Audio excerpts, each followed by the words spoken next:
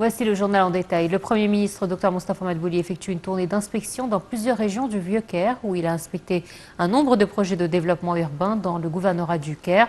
Je vous propose justement de faire le point dans ce commentaire. Le Premier ministre Dr Moustapha Madbouli a indiqué que le président Sisi a donné ses directives de construire les cimetières d'El Khalidine pour honorer les leaders qui se sont sacrifiés au cours des siècles pour l'Égypte afin qu'il y ait un endroit à un niveau élevé qui rassemble les leaders défunts.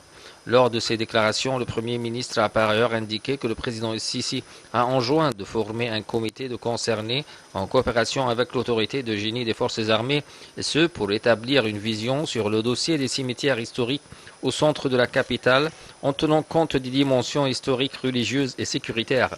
Le Premier ministre a ajouté que la gestion par l'État du dossier des cimetières historiques s'inscrit dans le cadre des efforts déployés par l'État pour poursuivre l'élimination des bidonvilles dans la capitale. Le Premier ministre Dr Madbouli s'est exprimé au cours d'une tournée d'inspection dans plusieurs régions du Caire historique où il a inspecté un nombre de projets de développement urbain dans le gouvernorat du Caire. Le Premier ministre a inspecté le projet de développement des jardins d'El Fostat, a suivi les travaux de restauration du projet, réclamant d'accélérer l'exécution des divers travaux dans le projet pour l'achever selon le calendrier déjà fixé.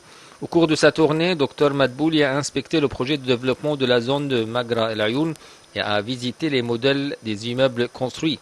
La visite de Dr Madbouli intervient après le début des procédures d'offre et de vente d'unités de logement dans ce projet. Et conformément aux directives du président Sisi, le Premier ministre a visité les cimetières de Salah Salem pour présenter une vision intégrée des étapes concernant la mise en œuvre des cimetières d'El Khalidine.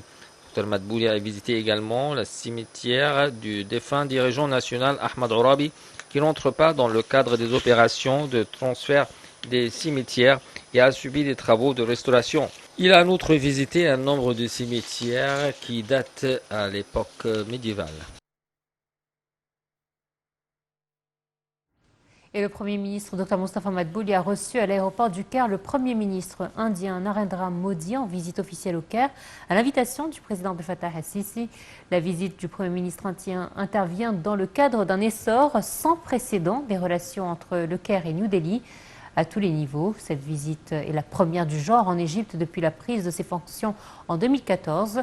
Au cours de la visite, M. Madbouli et Modi tiendront une table ronde au siège du Conseil des ministres en présence d'un nombre des ministres et des responsables des deux pays, et ce pour débattre de la coopération bilatérale entre l'Égypte et l'Inde.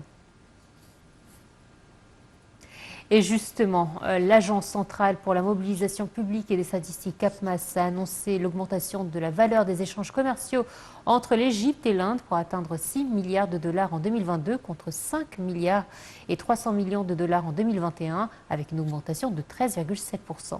La valeur des exportations égyptiennes vers l'Inde est d'1 milliard et 900 millions de dollars au cours de l'année 2022 contre 2 milliards de dollars en 2021 avec une baisse de 6,5%, tandis que la valeur des importations égyptiennes de l'Inde est de 4 milliards et 100 millions de dollars en 2022 contre 3 milliards 200 millions de dollars en 2021 avec une augmentation de 26,4%.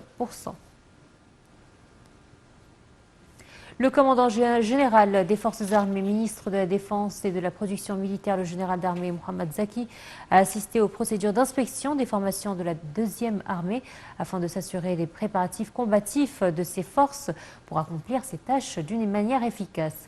Le chef d'état-major des forces armées, le général de corps d'armée Oussama Askar et un nombre des commandants de l'armée ont assisté à cette procédure. Et les fidèles musulmans affluent en Arabie Saoudite pour le très attendu grand pèlerinage à la Mecque ou le Hajj qui commencera officiellement demain. Cette année, plus de 2 millions de personnes vont accomplir ce rite, soit autant qu'avant la pandémie de Covid-19 et ses restrictions sanitaires drastiques. Voici un compte rendu. Plus de 2 millions de pèlerins viendront de plus de 160 pays pour le plus grand rassemblement musulman de l'histoire. S'est réjoui le ministre saoudien chargé des pèlerinages, Taoufik Al-Rabia. Les fidèles musulmans affluent en Arabie Saoudite pour le grand pèlerinage à la Mecque, le Hajj qui commencera officiellement dimanche avec plus de 2 millions de participants, soit autant qu'avant la pandémie de Covid-19 et ses restrictions sanitaires drastiques. Un des 5 piliers de l'islam, le Hajj doit être accompli au moins une fois dans la vie des musulmans pratiquants qui en a les moyens. Mais depuis 2020 et la crise sanitaire mondiale, les autorités saoudiennes avaient limité le nombre de visiteurs, relevant progressivement le quota jusqu'à près des millions l'année dernière. La riche monarchie du Golfe, qui abrite les lieux les plus sacrés de cette religion, a levé cette année les restrictions sanitaires sur le nombre et l'âge des pèlerins qui doivent toutefois être vaccinés. Ces derniers mois, le royaume du Golfe accueillait déjà sans restriction les fidèles venant effectuer la Umrah ou le petit pèlerinage de la Mecque qui peut être réalisé tout au long de l'année. Pour le Hajj annuel, les rues de la ville sainte sont déjà bondées, les hommes portant pour la plupart l'ihram de couches de tissu blanc enveloppant le corps.